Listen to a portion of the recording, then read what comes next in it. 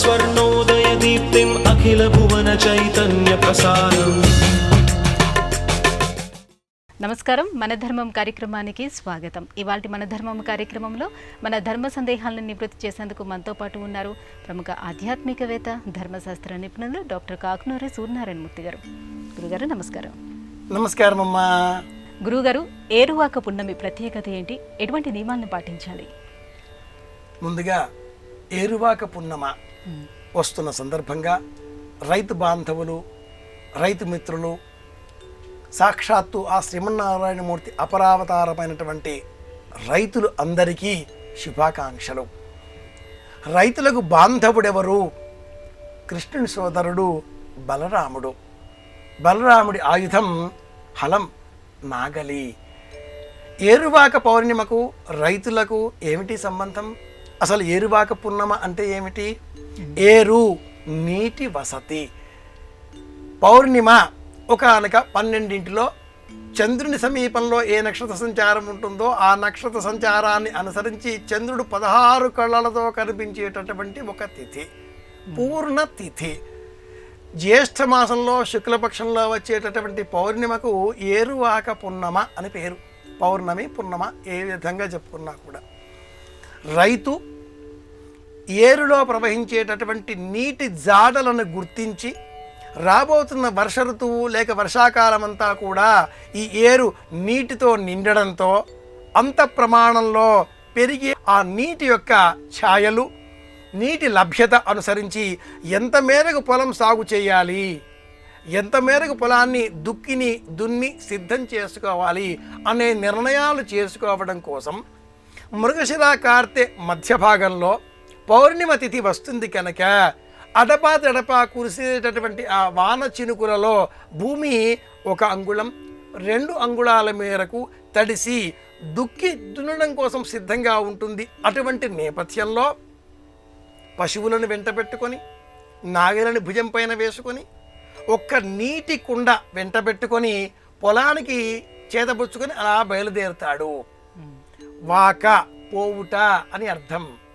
పొలం వైపుగా రైతు ప్రయాణానికి ఆరంభం చేసేటటువంటి రోజు కనుక అది పౌర్ణిమ రోజు కనుక ఏరువాక పౌర్ణిమ అన్న పేరిట తెలుగువాట ప్రసిద్ధమైంది.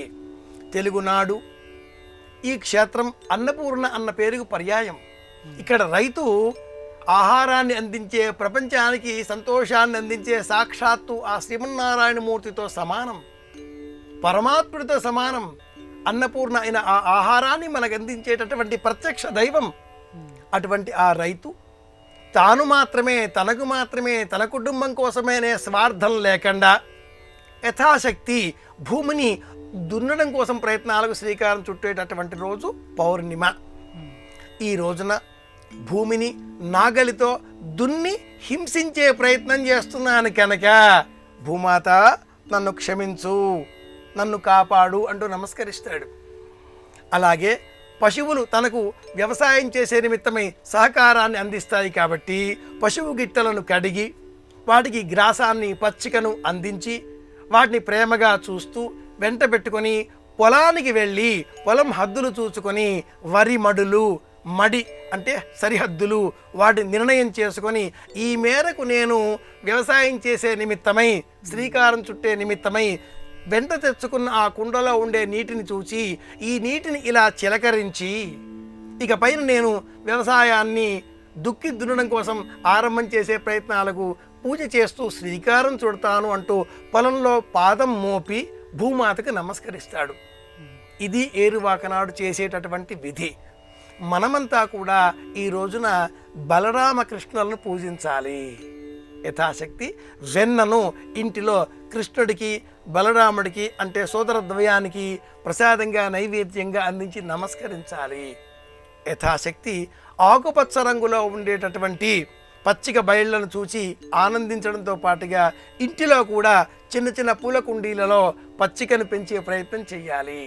ఒక మట్టి పాలికలో మట్టి పోసి నవధాన్యాలు అందులో పోసి నీటిని చిలకరించి నవగ్రహ స్తోత్రం చదివి ప్రార్థన చెయ్యాలి. దేవతానుగ్రహంతో సస్యశ్యామలమై ధరిత్రి లోకాలకు మేలు కలిగించాలి. ఆహారం నాకు మాత్రమే అనే స్వార్థం లేకుండా నిస్వార్థ బుద్ధితో రైతు అందరికీ మేలు కలిగించే విధంగా ఎంత ప్రయత్నం చేస్తున్నాడో, ఎంత కృషి చేస్తున్నాడో, కృషీవలుడిగా మారుతున్నాడో, మనం కూడా అలా కృషి చేసేటటువంటి ఆ కృషీవలుడైన రైతును చూచి గౌరవించి దైవ సమానంగా భావన చేసి యథాశక్తి సహాయం చేసే పని కూడా మనం చెయ్యాలి అని చెప్పడమే ఈ ఏరువాక పౌర్ణిమ అన్న పండుగలో ఉండే అంతరార్థం. దసరా, దీపావళి, ఉగాది, రామనవమి, రక్షాబంధనం ఎన్ని పండుగలలో మనం ఆచరిస్తూ ఉంటాం. కానీ ఏరువాక పౌర్ణిమ అది వ్రతం కాదు, పండగ కాదు, నోము కాదు, నిత్యమైనది అని చెప్పుకోవాలి. నిత్యమైన వ్యవహారాలలో రథసప్తమి నాడు ఎటువంటి పాటింపులు మనం పాటిస్తూ ఉంటామో, పులగం వండడం, పులగాన్ని అందరం స్వీకరించడం, భూమిని ప్రార్థించడం, గోమాతను పూజించడం, రథసప్తమి నాడు చేసేటటువంటి ఆచారాలన్నీ కూడా ఏరువాక పున్నమ నాడు చెయ్యాలి. ఒక్క జిల్లేడు ఆకులను భుజాలపైన ఉంచి స్నానం చేయడం మినహాయించి మిగతా అవన్నీ కూడా ఏరువాక పౌర్ణిమ నాడు మనం పాటించాలి అని కూడా పెద్దలు చెబుతూ ఉంటారు. శివుడికి పశుపతి అని పేరు. మనమంతా కూడా పశువులతో సమానం, జ్ఞానం ఒక్కటే తేడా. కనుక పశువులను పశుపతి అయినటువంటి ఆ పరమేశ్వర అనుగ్రహం కోరి గౌరవించడం, వాటిని ఆదరించడం, వాటికి ఆహారాన్ని అందించడం, పచ్చిక గ్రాసాన్ని, పచ్చి గడ్డిని వాటికి ఆహారంగా అందించడం, అవి ఆనందించడంతో మనకు కూడా సంతోషం కలుగుతుంది. ఇవన్నీ కూడా నగరాలలో అలాగే అపార్ట్మెంట్ సంస్కృతిలో ఉండేవారికి అందే విషయాలు కావు. కనుక లౌకికంగా ఏం చెయ్యాలి? శివాలయానికి వెళ్ళి శివాలయంలో శివ సన్నిధానంలో ఉండేటటువంటి నందీశ్వరుడిని చూచి నమస్కరించి చక్కగా కడిగి చెవుల వద్ద నందీశ్వర నమస్తుభ్యం శాంబానంద ప్రదాజిక ఉమామహేశ్వర పూజార్థం అనుజ్ఞాం దాతుమర్హసి అని నమస్కరించాలి. నందీశ్వరుని పూజించాలి. సిటీ వాతావరణం లేక అపార్ట్మెంట్ సంస్థలు ఉండేటటువంటి వారు కనీసం పాటించవలసిన విధి అని కూడా మనం ఏరువాక పున్నమ గురించి ప్రత్యేకంగా చెప్పుకుందాం. గురుగారు, మరి అంతర్జాతీయ యోగా దినోత్సవం యొక్క ప్రాముఖ్యత ఏమిటి? మహర్షి పతంజలి పేరిట ఈ దినోత్సవం ఏర్పడిందా? మహర్షి పతంజలి యోగ సూత్రాలను మనకు అందించి ఉన్నాడు. అయితే మహర్షి పతంజలి పేరిట ప్రస్తుతం మనం నిర్వహించుకునేటటువంటి ఈ అంతర్జాతీయ యోగా దినోత్సవం ఏర్పడలేదు. పతంజలి మహర్షి పేరుకు మనం పాటించేటటువంటి ఈ అంతర్జాతీయ యోగా దినోత్సవం జూన్ 21వ తేదీ, దీనికి ఏ సంబంధము లేదు. ప్రపంచవ్యాప్తంగా ఉన్న అనేక 202 దేశాలు లేక 198 దేశాలలో అనారోగ్యం, వివిధ రోగాల నేపథ్యంలో శారీరక రుగ్మతలు ప్రబలడం, వీటన్నింటికీ సులభమైన మార్గం యోగా అంటూ ఆనాటి దేశ ప్రధానమంత్రి చేసిన ఆ ప్రస్తావనలను ఐక్యరాజ్య సమితి గుర్తించి ఏదైనా ఒకరోజు ఇందుకోసం కేటాయిద్దాం. ప్రపంచవ్యాప్తంగా అందరూ కూడా యోగా అనేటటువంటి క్రియను నిత్య జీవితంలో దర్శన శాస్త్రంగా అభ్యసనంగా పాటించే విధంగా నిర్ణయించే నిమిత్తంగా ఒకరోజు ఏర్పాటు చేయాలి. ఏ రోజు ఆ రోజు అని ప్రశ్నించగా 177 దేశాలలో పగటి కాలం అత్యంత సుదీర్ఘంగా ఉండేటటువంటి రోజు జూన్ 21, దక్షిణాయనం ప్రారంభం అయ్యేటటువంటి రోజు.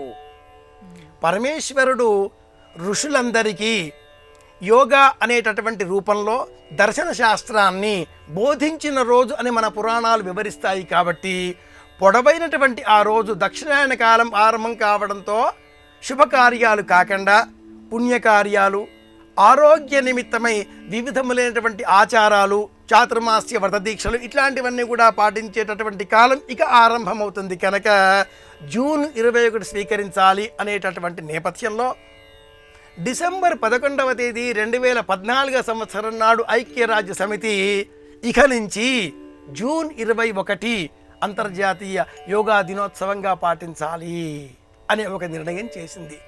అది మొదలుగా ప్రస్తుతం 10వ అంతర్జాతీయ యోగా దినోత్సవం. మహర్షి పతంజలి యోగ సూత్రాలను 194 యోగ సూత్రాలను 4 విభాగాలలో అధ్యాయాలలో మనకు అందించి ఉన్నాడు. మనం చేసేటటువంటి ఆసనాలు వివిధములు అన్నీ కూడా యోగా అనే ఆ శాస్త్రంలో అంతర్భాగమే. ఆసనాలే యోగా అని మాత్రం కాదు. యోగా అనే ఆ విస్తృతమైనటువంటి ధర్మశాస్త్ర సంబంధంగా దర్శనశాస్త్ర సంబంధంగా ఉండేటటువంటి 4 విభాగాలలో 3వ విభాగంలో ఒక అధ్యాయం మాత్రమే ఇలా చెప్పుకోవాలి. గురుగారు, మరి మహర్షి పతంజలి అందించినటువంటి ఈ యోగ సూత్రాల సారాంశం ఏమిటి? యోగ శాస్త్రం షడ్ దర్శనాలలో ఒకటి. 6 దర్శన శాస్త్రాలు అని చెబుతారు. అందులో వైశేషికం, న్యాయం, తర్కం ఇలాంటివన్నీ ఉండగా యోగ శాస్త్రం కూడా ఒకటి. ఏమిటి ఈ శాస్త్రం? ఇందులో ఏం వివరించాడా మహానుభావుడు పతంజలి అంటే, విభూతి అన్న పేరిట, కైవల్యం అన్న పేరిట 1-4 అధ్యాయాలలో పరమాద్భుతమైన విషయాలను ఆ మహానుభావుడు వివరించి ఉన్నాడు. 4 అధ్యాయాలలో ప్రత్యేకంగా చెప్పబడ్డ ఈ యోగ శాస్త్రంలో 50 సూత్రాలు విభూతి యోగంలో ఉండగా 55, 2, 3 సూత్రాలలో విభాగాలలో అధ్యాయాలుగా ఉండగా చివరిదైన కైవల్యంలో 34 సూత్రాలు వెరసి మొత్తం మీద 194 సూత్రాలలో యోగశ్చిత్తవృత్తి నిరోధ అనేటటువంటి ప్రయోజనం సాధించే నిమిత్తమై ప్రధానమైన సూత్రంగా ఈ యోగశాస్త్రం అంతా కూడా అల్లబడి ఉన్నది. యుగ్మము అంటే 2. ప్రప్రథమంగా చైతన్యమైనటువంటి పరమాత్మ స్వరూపం నుంచి జీవ చైతన్యం విడివడిపోయింది. అలా విడివడిన ఆ జీవ చైతన్యం శరీర రూపంగా మారిన తదనంతరం ఇందులో ఆత్మశక్తి వచ్చి చేరి ఉన్నది. అంటే పరోక్షంగా శరీరంలో ఉండే ఆత్మశక్తి పరమాత్మలోని అంతర్భాగం. విడివడిన ఈ జ్ఞానం తిరిగి అందులో చేరడమే యోగా. అంటే విశ్వవ్యాపితమైనటువంటి భగవత్ తత్వాన్ని గుర్తించి నాలో కూడా అదే తత్వం ఉన్నది అంటూ లీనం కావడమే yoga. Doing nothing is called yoga అని కూడా ఆధునికంగా మనం చెప్పుకోవాలి. పరంజ్యోతి స్వరూపుడైనటువంటి పతంజలి మహర్షి వాక్యకారం వరరుచిం, ఈ పద్ధతిలో వరరుచి, పాణిని, పతంజలి అనే ఆ ముగ్గురిలో పతంజలిని మరింత విశేషంగా మనం జ్ఞాపకం తెచ్చుకోవాలి. మహావాక్యకర్త అయిన పతంజలి వేరు, యోగసూత్రాలను అందించిన పతంజలి వేరు అని కూడా వ్యాఖ్యానకారులు నేటికి పరిశోధన రూపంలో పలు సందర్భాలలో ఉట్టంకించి ఉన్నారు. యోగ దర్శన శాస్త్రంగా మనం స్వీకరించినప్పుడు దైవం అనే ఉనికిని ఆలయంలో విగ్రహంలో మాత్రమే కాకుండా విగ్రహానికి వెలుపల ప్రపంచ వ్యాప్తంగా పర్యావరణ స్వరూపంలో తోటివారిలో, సాటివారిలో, చరాచర ప్రపంచంలో అంతటా దైవాన్నే గుర్తించి నా పైన నాకు ఉండేటటువంటి నియంత్రణని మనం పోగొట్టుకోవడం, that is called doing nothing is called yoga అని చెప్పడం. అంటే చిత్తవృత్తులను నిరోధించడం. నిరంతరం మనం ఏదో ఆలోచన చేస్తూనే ఉంటాం. 60 సెకండ్ల కాలంలో 72 ఆలోచనలు మన బుద్ధి చేస్తుంది అంటూ సిస్మోగ్రాఫ్ ద్వారా ఆధునికులు, శాస్త్రవేత్తలు నిరూపించి ఉన్నారు. చేతికి ఒక యంత్రాన్ని కట్టి బుర్ర ఎన్ని ఆలోచనలు చేస్తుంది అంటే 72 సంఖ్య వద్ద ఆగింది 1 నిమిషంలో. ఇన్ని ఆలోచనలు మనం చేస్తామా? ఇన్ని ఊహలు మన బుద్ధిలో కదులుతాయా? అన్నీ చెబితే మనం ఎందుకు పనికి రాకుండా పోతాం. అన్నీ నిలబడవు, ఎలా పుడతాయో అలా పోతూనే ఉంటాయి. కొన్నైనా మిగులుతాయిగా. అవి లోకానికి మేలు కలిగించేవి, కీడు కలిగించేవి అనే 2 విధాలు. వీటిలో మళ్ళీ మేలు కలిగించేవి పాటించినందువలన పుణ్యం కలుగుతుంది, పుణ్యం వలన ఉత్తమ జన్మ. కీడు కలిగించేవి పాటించినందువలన పాపం కలుగుతుంది, అధమ జన్మ. ఈ 2 కాకుండా చిత్తవృత్తులను నిరోధించడం ద్వారా సంయమ శక్తి రావడంతో దేనిపైన మమకారం ఉండదు. రెండింటినీ సమానంగా చూసేటటువంటి నిర్వికల్ప సమాధి స్థితి వచ్చి చేరుతుంది. నిర్వికల్ప అనేది అండర్లైన్ చేసి సమాధి స్థితి రావాలి అంటే ఎలా, ఏం చెయ్యాలి అనేది విభూతి యోగం చెబుతుంది. వెరసి 4 అధ్యాయాలలో 194 సూత్రాలలో యోగా అనే శాస్త్రాన్ని ఆసనాలు మాత్రమే అని కాదు, ఇక్కడ మూలతత్వాన్ని, నేను అంటే ఏమిటో తెలుసుకోవడాన్ని వివరించేదే యోగా అనే ఒక శాస్త్రం. పతంజలి పేరిట ఈ అంతర్జాతీయ యోగా దినోత్సవం ఏర్పడలేదు. సంవత్సర కాలంలో అత్యంత పొడవైనటువంటి రోజు 177 దేశాలలో పొడవైనటువంటి రోజు జూన్ 21 కనుక ఆ రోజున యోగా అభ్యసనం చేయడం ప్రారంభించాలి అంటూ చేసిన మనవి కారణంగా గత 10 సంవత్సరాలుగా ఐక్యరాజ్య సమితి నియమాల మేరకు ప్రపంచవ్యాప్తంగా యోగా దినోత్సవం పాటిస్తున్నారు. ఇది అంతరార్థం. గురుగారు, ఇక మరో సందేహం. యమ నియమాదులు అంటారు కదా, అవి ఏవి? వాటిని ఎలా సాధన చేయాలి? యోగము అనేటటువంటి ఈ శాస్త్రంలో సమాధికి సంబంధించినటువంటి విభాగంలో ఈ అష్టాంగ మార్గం గురించి వివరింపబడి ఉన్నది. పతంజలి యోగశాస్త్రం అనగానే అష్టాంగ మార్గమే అంటూ గుర్తిస్తూ ఉంటారు. యమము, నియమము, ఆసనము, ప్రాణాయామము, ప్రత్యాహారము, ధ్యానము, ధారణ అనేవి 7 ప్రధానమైనటువంటి మార్గములు. ఈ 7టిని మనం స్వాధీనం చేసుకోగలిగితే, శాస్త్ర ప్రమాణ పురస్సరంగా అనుసరించగలిగితే 8వది అయినటువంటి సమాధి మనకు అలవడుతుంది. అది నిర్వికల్ప సమాధి కావాలి. నేను నాది అనే ఆలోచన లేకుండా పోవడం అవుతుంది. చిత్తవృద్ధి అక్కడ నిరోధింపబడుతుంది. యమము ఒక నియమానికి అనుసరించి బద్ధులమై, కర్మబద్ధులమై నియమ ప్రకారంగా జీవితాన్ని గడుపుతూ ఉండడం. ఆసనము ఎలా కూర్చోవడం, ఎలా నిలబడడం, ఎక్కడ కూర్చోవడం, ఎలా కూర్చోవడం, కాలు మీద కాలు వేసుకుని కూర్చున్నామా, కాలిపైన కాలు అలా పాదాలు మాత్రమే తాకే విధంగా కూర్చున్నామా, కాళ్ళు బారా చాపి కూర్చున్నామా, పద్మాసనమా, బద్ధ పద్మాసనమా, ముక్తి బద్ధ పద్మాసనమా, ఎక్కడ కూర్చున్నాం, ఏ ఆసనం పైన కూర్చున్నాం, కూర్మాసనం పైన కూర్చున్నామా, లేక ఇంకే విధంగానైనా కూర్చున్నామా. ప్రాణాయామము స్వీకరించేటటువంటి శ్వాస పైన ధ్యాస.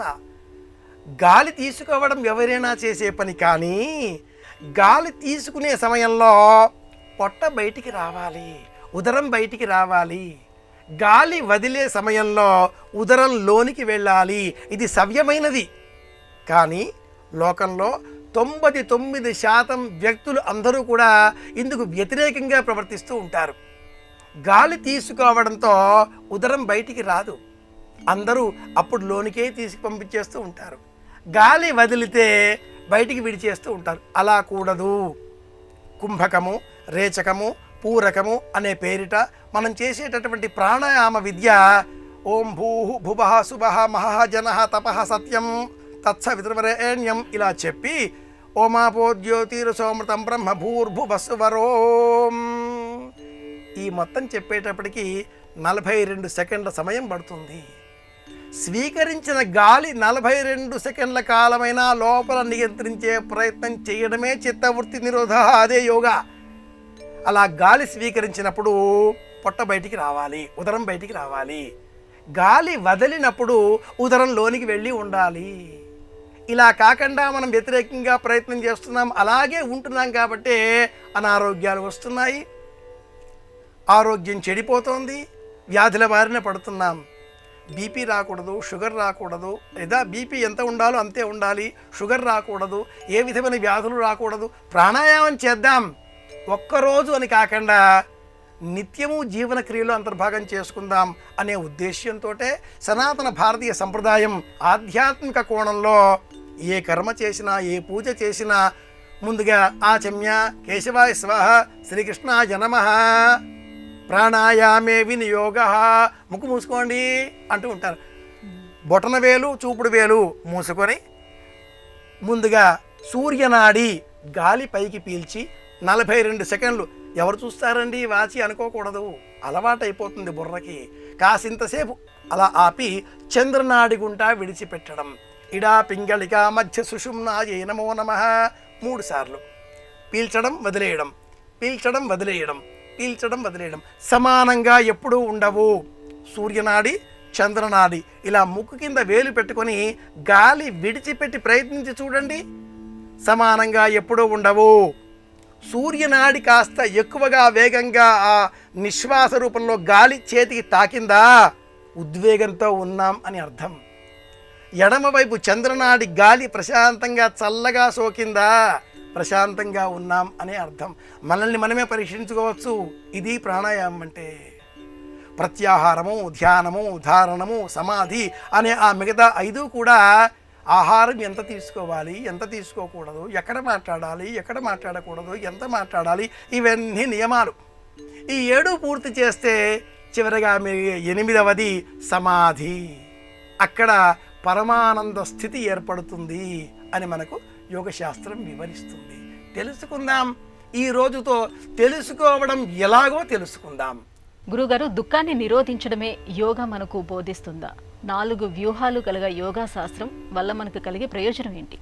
చాలా అందమైనటువంటి ప్రశ్న ఇది. ఎందుకంటే దుఃఖం తొలగిపోవడమే అందం. అందం కలిగిన వ్యక్తి ఆనందంతో తన జీవితాన్ని ముందుకు తీసుకువెళ్ళగలుగుతాడు. చూచేటటువంటి వారికి కూడా ఆనందాన్నే కలిగిస్తాడు. దుఃఖం లేకపోవడమే ఆనందం. బోధిసత్వుడు అన్ని కోరికలకు మూల కారణం దుఃఖం కనుక దుఃఖాన్ని తొలగించుకోవాలి. దుఃఖం కలగడమే ఒక పెద్ద కోరిక. ఈ కోరికలే ప్రధానంగా దుఃఖం అనేటటువంటి కారణం కలగడానికి ప్రధానమైనది కాబట్టి కోరికలు నిరోధించాలి అంటూ బోధించాడు. కోరికలు నిరోధించాలి అనేది అతిపెద్ద కోరిక అంటుంది వేదాంత దర్శనం. అదే యోగశాస్త్రం. హేయం, హేయ వస్తువు, హానం, హానోపాయం అనే 4 వ్యూహాలతో చతుర్వ్యూహాత్మకంగా ఎలా దుఃఖాన్ని పోగొట్టుకోవాలో యోగశాస్త్రం బోధిస్తుంది. ఈ 4ంటినే అష్టాంగ మార్గం పేరిట బోధిసత్వుడు బౌద్ధ ధర్మంలో బోధించి ఉన్నాడు. హేయం అంటే ఒక దృశ్యం. వేదాంత దర్శనంలో ద్రష్ట, దృశ్యము అనే రెండింటిని బోధించేటటువంటి తరుణంలో ఒక దృశ్యాన్ని మనం చూస్తున్నాం. అది హేయము అన్న పేరిట పిలువబడుతున్నది.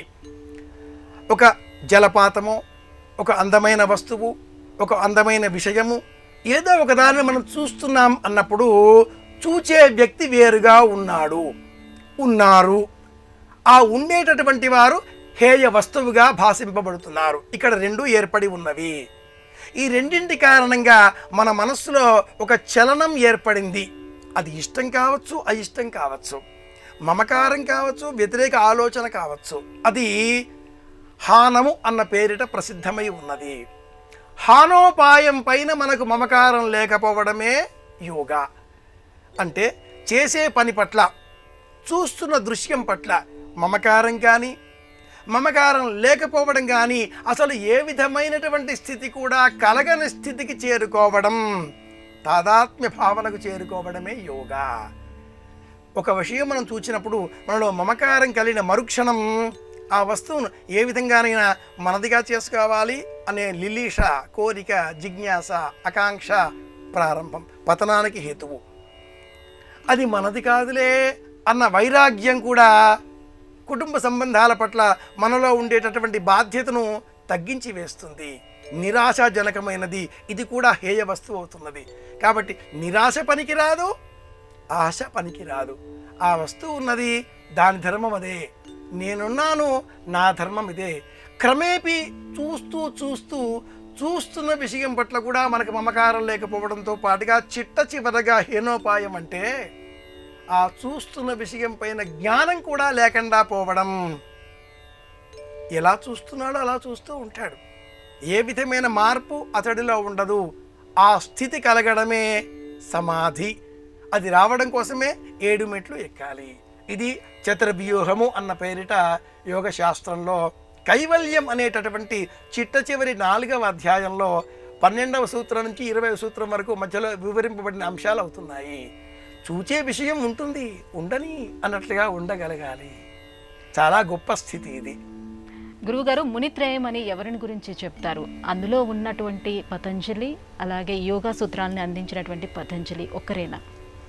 ఒక్కరు కారు అనే ప్రమాణాలు అనేకం ఉన్నాయి. వాక్యకారం వరడచిం, భాష్యకారం పతంజలిం, పాణినిం సూత్రకారంచ, ప్రణతోస్మి మునిత్రయం అని పెద్దలు ఒక శ్లోకాన్ని చెప్పి ఉన్నారు. వరరుచి, పాణిని, పతంజలి ఈ ముగ్గురిలో మహాభాష్యం రాసిన పతంజలి క్రీస్తు పూర్వం 2000 సంవత్సరాలకు పూర్వమే మహాభాష్య ప్రస్తావనలు ఇతర గ్రంథాలలో ఉన్న కారణం చేత అందులో ఉండేటటువంటి వ్యాకరణ పరంపరలు లేక ఆలంకారిక లక్షణాలు ఇతర రూపాలన్నీ కూడా భిన్నంగాను సుమారుగా 120 సంవత్సరాల క్రీస్తు పూర్వకాలంలో వెలువడిన యోగశాస్త్రంలో ఉండేటటువంటి సూత్రాలలో ఉండేటటువంటి భాషామయమైనటువంటి విజ్ఞానం, అక్షర విధానం, వాక్య నిర్మాణ వైశిష్ట్యం వేరుగాను ఉండడంతో ఆ పతంజలి వేరే, ఈ పతంజలి వేరే అని కూడా సూత్రకారులు నేటి కాలానికి పరిశోధనలు చేసి వివరించి ఉన్నారు. మునిత్రయం అంటే పాణిని, వరరుచి, పతంజలి ఈ ముగ్గురిని మనం ప్రతిరోజు తలుచుకోవాలి. మాట్లాడే మాట అర్థవంతంగా ఉండాలి అని బోధించిన మహానుభావుడు పాణిని అష్టాధ్యాయి. అలాగే ఏది మాట్లాడినా ఆ మాటకు ఉండే అర్థమేమిటి, వార్తికం ఏం చెబుతుంది, వరరుచి తలచుకోవాలి. ఈ పతంజలికి ఇంకొక ప్రత్యేకత కూడా ఉంది. పతంజలి అనే ఈ మహానుభావుడు ఆధ్యాత్మికంగా, ఆది భౌతికంగా, ఆది దైవికంగా శారీరక, మానసిక, ఇంద్రియ సంబంధిత సమస్త దోషాలను తొలగించే విధంగా, త్రిమలములు తొలగించే విధంగా కూడా గ్రంథరచన చేసి ఉన్నాడు అని కూడా ఆర్ష విజ్ఞానం వివరిస్తుంది. ఒక ఆధ్యాత్మిక రూపంలో గ్రంథం, అలాగే ఇప్పుడు మనం ప్రస్తావన చేస్తున్నటువంటి సూత్ర వాంగ్మయం, ఈ రెండింటితో పాటుగా వైద్య గ్రంథం కూడా పతంజలి అందించినట్లుగా ప్రాచీనులు వివరించి ఉన్నారు. ఈ విషయం పట్ల మరింత పరిశోధన జరిగే అవసరం ఎంతైనా ఉంది. గురుగారు, అసలు యోగం అంటే ఏమిటి? యుంగ్ అనేటటువంటి ధాతువుకు కలిసి ఉండుట, కూడుట అని అర్థం. యుగ్మము అంటే రెండు అని కూడా మనం సాధారణ భాషలో చెప్పుకుంటాం. కాంతివంతమైనటువంటి జ్ఞానంలో మనల్ని మనం గుర్తించడం, మన ఉనికిని గుర్తించడం. విశాల విశ్వంలో ఉండే పరమాత్మ శక్తి ఒకటి వేరు, అందులో మనం ఒక భాగం అనేటటువంటి జ్ఞానం వేరు. ఆ యుంగ్ అనేటటువంటి ధాతువుకు కూడడం, కలయిక అని అర్థం. ఆత్మను పరమాత్మలో లయం చేయడం అని లౌకికమైన భాషలో కూడా మనం చెప్పుకుంటూ ఉంటాం. కూర్చున్నాం, బద్ధ పద్మాసనం వేసుకుని కూర్చున్నాం, బొటన వేలి పైన చూపుడు వేలు ఇలా బిగించి జ్ఞాన ముద్రతో కూర్చుని ఉన్నాం, ప్రాణాయామం చేశాం, కన్నులు మూసుకున్నాం. ఇక్కడ యోగ ఆరంభమవుతుంది. ఇది యోగము, ఇది యుగ్మము. కన్నులు మూసుకోవడంతో కోరుకున్నది చూడగలుగుతాం. కన్నులు తెరిచి ఉంటే కనిపించేదే చూడగలుగుతాం. కన్నులు మూసుకొని ఈ క్షణం మనం కాళహస్తికి వెళ్ళవచ్చు, శ్రీశైలం వెళ్ళవచ్చు, తిరుమలకి వెళ్ళవచ్చు, బయట ఏం జరుగుతుందో ఆలోచించవచ్చు, ప్రపంచంలో ఏం జరుగుతుందో తెలుసుకోవచ్చు, లోన ఏం జరుగుతుందో ఊహించవచ్చు. ఇవన్నీ ఊహలు అలా వస్తుంటాయి, పోతుంటాయి. కాసేపు అయిన తర్వాత నేను కాను, మిథ్య, ఈ దేహం వట్టి అభాస అన్న జ్ఞానం మిగులుతుంది. ఆ అభాస అన్న జ్ఞానం కూడా పోవడమే యోగా, అంటే కలిసిపోవడం అని అర్థం. ఇది మనం మూల రూపంలో అర్థం చేసుకోవాల్సిన విషయం అవుతుంది. గురుగారు, ఇవాటి మన ధర్మం కార్యక్రమంలో యోగాకి సంబంధించి మాకు వచ్చినటువంటి ఈ సందేహాలన్నీ కూడా నివృత్తి చేసినందుకు ధన్యవాదాలండి. కృష్ణార్పణం. ఇది ఇవాటి మన ధర్మం కార్యక్రమం. రేపటి మన ధర్మం కార్యక్రమంలో మళ్ళీ కలుసుకుందాం. నమస్కారం.